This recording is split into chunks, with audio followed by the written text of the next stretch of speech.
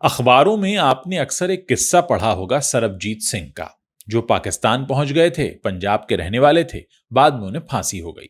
ये पूरा मामला था क्या? सरबजीत कौन थे? कैसे पाकिस्तान पहुंचे? क्या वाकई उन्होंने कोई गलती की थी या उनके खिलाफ षड्यंत्र था? ये क्या था पूरा मामला? मैं आपको इस वीडियो में समझाता हूं। देखिए, 1963 में सरबजीत नाम के व्यक्ति का पंजाब के तरनतारन जिले में जन्म होता है। एक जगह है भिकीविंड, वहां पर इनके पिता यूपी रोडवेज में काम करते थे। इसके अलावा परिवार किसानी करता था। जब ये थोड़े बड़े हुए, इन्होंने मैट्रिक तक की शिक्षा पूरी कर ली। उसके बाद इन्होंने अपना खेती किसानी शुरू कर दी, ट्रैक्टर चलाते थे। 21 साल के हुए तो शादी हो गई 1984 में। शादी के बाद 2 बच्चियां भी हो गई। जिंदगी बिल्कुल आराम से चल रही थी, जैसे कि किसी भी पंजाब के किसान की जिंदगी चलती है। लेकिन अब आ जाता है 1990।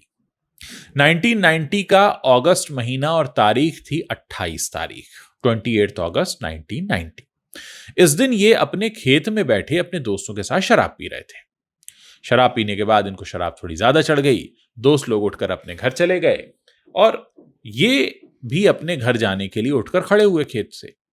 लेकिन हुआ ये कि क्योंकि ये नशे में बहुत ज्यादा थे, ये अपने घर की तरफ चलने की जगह ये पाकिस्तान बॉर्डर की तरफ चल दिए। एक कौसफ बॉर्डर है वहां पर, वहां ये पहुंच गए। होश था नहीं, अंदर तक चलते चले गए और जैसे ही इनको बॉर्डर क्रॉस करते हुए पाकिस्तानी सेना ने देखा, इनको हिरासत में ले लिया। हिरासत में लेने के बाद पूछताछ की। शुरुआत में तो ये नशे में थे, तो पूरी बातें सही से बता नहीं पाए। जब नशा उतरा तो उन्होंने बताया कि मैं गलती से आ गया हूं, मैं तो पंजाब का किसान हूं, दोस्तों के साथ बैठा शराब पी रहा था, थोड़ी ज्यादा हो गई, घर की तरफ चलने की जगह इधर की तरफ आ गया। लेकिन वहां मौजूद लोगों ने इनकी बात नहीं मानी। असल में उन्हीं दिनों पाकिस्तान के मुल्तान, लाहौर और फैसलाबाद में कुछ बम विस्फोट हुए थे और एक मंजीत सिंह नाम के व्यक्ति की तलाश चल रही थी। पाकिस्तानी सेना ने इन्हें मंजीत सिंह बताकर पुलिस के हवाले कर दिया। और इतना ही नहीं, इनकी जो एफआईआर भी लिखी, उसमें भी ये सारी बातें लिख दी कि भाई ये बम धमाके के आरोपी हैं। जबकि पाकिस्तानी सेना के सामने ही इन्होंने बॉर्डर क्रॉस किया था, यानी पाकिस्तानी सेना ने इन्हें बॉर्डर क्रॉस करते हुए देखा था। तब भी क्योंकि मंजीत सिंह नाम की उस शक्ल को गिरफ्तार करना था, जो शक्ल मिल नहीं रही थी, जो नाम मिल नहीं रहा था, तो इन सरबजीत का नाम ही मंजीत सिंह कर दिया। अब धीरे धीरे सूचना भारत आई, लेकिन जाहिर है भारत में उनके परिजनों ने बताया कि भाई ये तो किसान है, उन्होंने भी यही बताया। इस सब में हुआ ये कि मंजीत सिंह की तलाश पाकिस्तान की सेना और पुलिस को थी। मंजीत सिंह नाम का व्यक्ति कनाडा और यूके में घूम रहा था, वो उनकी गिरफ्त में आ नहीं रहा था। इधर ये इनकी गिरफ्त में आ जाते हैं गलती से, क्योंकि शराब के नशे में बॉर्डर पार कर जाते हैं।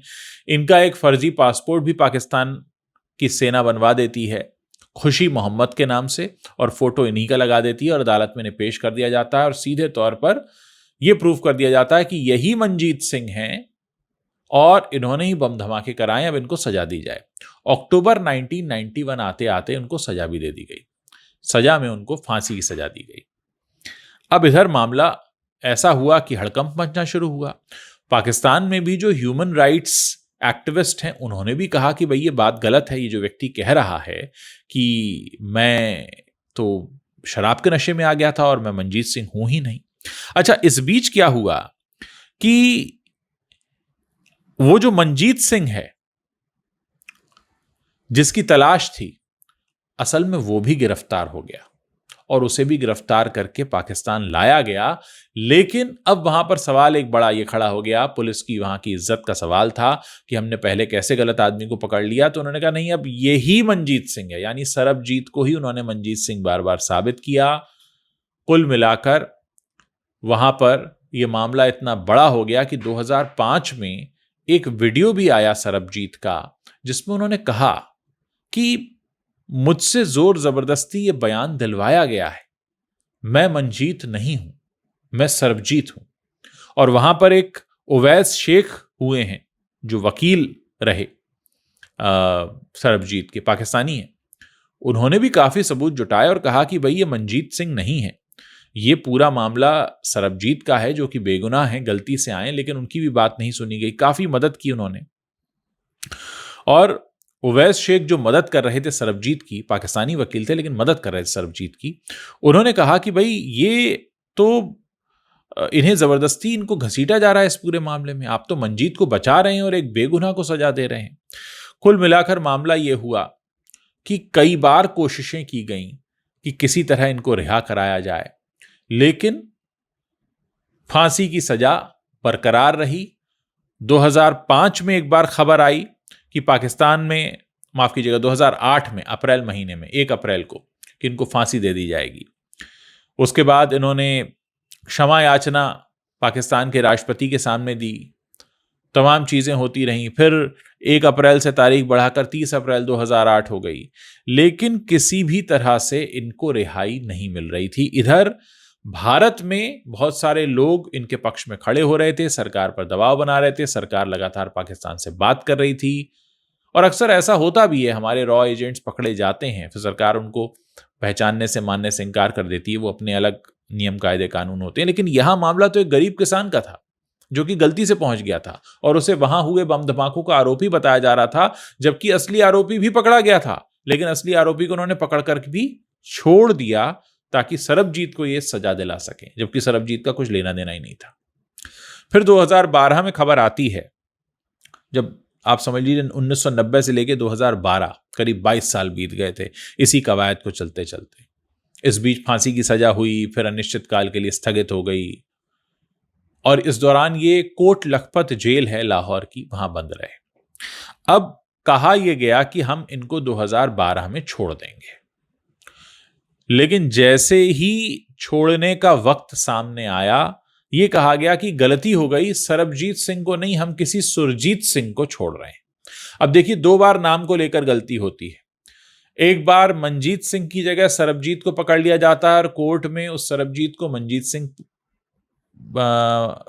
बता दिया जाता है।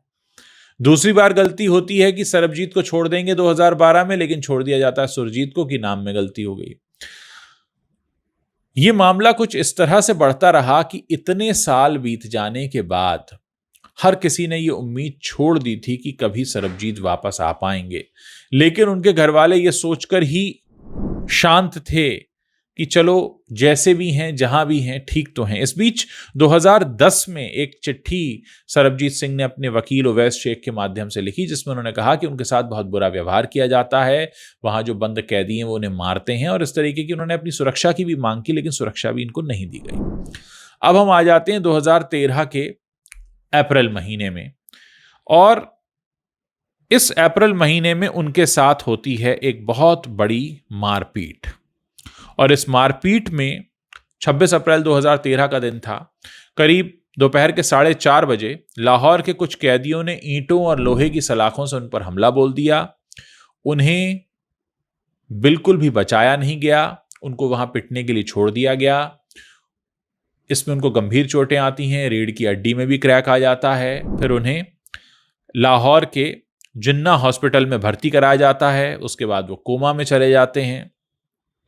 फिर हॉस्पिटल में काफ़ी देर तक उनको वेंटिलेटर पर रखा जाता है, और उन पर ये सारे हमले क्यों किए गए, किसने करवाए, इस बारे में पाकिस्तान की तरफ से कोई जानकारी सामने नहीं आई।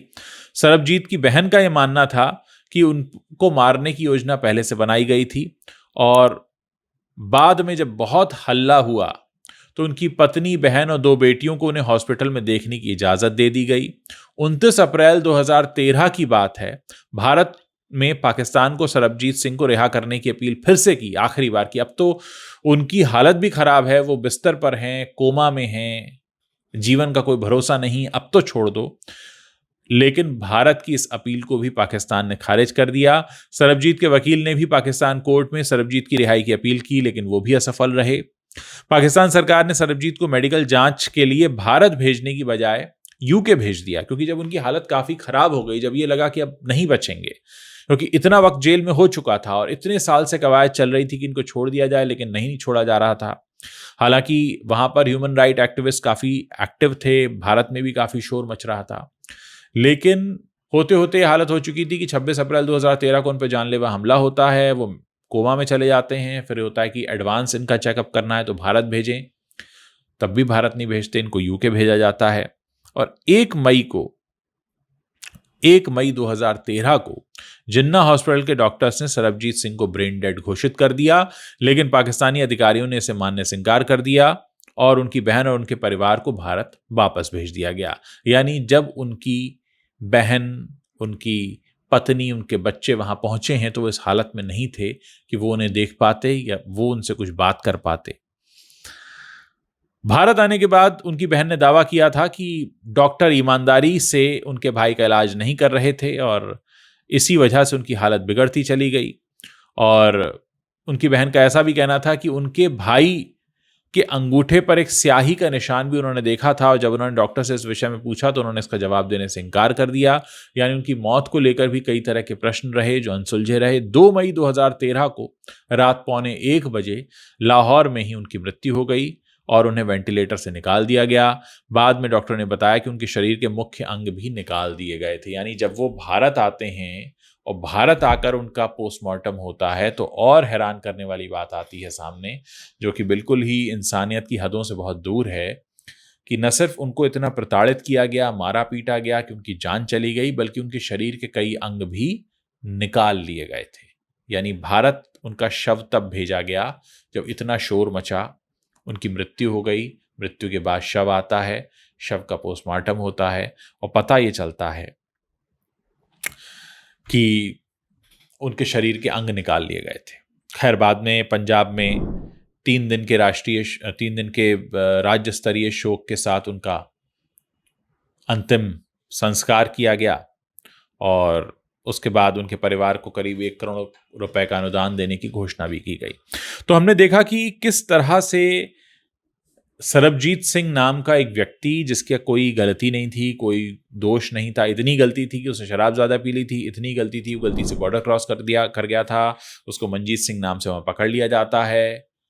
फिर ये गलती का एहसास भी हो जाता है कि ये मनजीत सिंह नहीं है, मनजीत सिंह पकड़ा भी जाता है, तब भी इन्हें नहीं छोड़ा जाता। यहाँ से लगातार कोशिशें होती हैं। मैंने आज स्टोरी आपको काफ़ी ब्रीफ में सुनाई है, लेकिन आप सोचिए कि 1990 से लेकर 2005 तक कई बार कोशिशें हुई।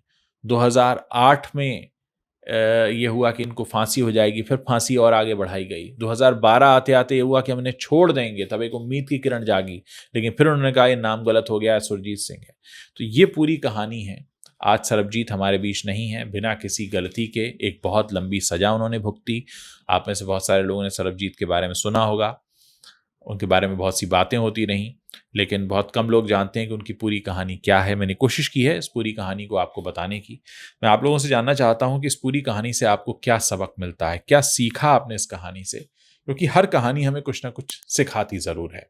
मुझे इंतज़ार रहेगा आप लोगों के कमेंट्स पढ़ने का, और हमेशा दुख रहेगा कि हमारे देश का एक नौजवान, एक नवयुवक, एक अच्छा किसान जो अपने परिवार के साथ रह सकता था, हंसी खुशी जीवन बिता सकता था, सिर्फ एक शाम ज़्यादा शराब पीने की वजह से वो दूसरे देश में पहुंच जाता है, फिर कभी वापस नहीं आता, उसके ऊपर इतना अत्याचार होता है कि फिर उसका शव ही वापस आता है।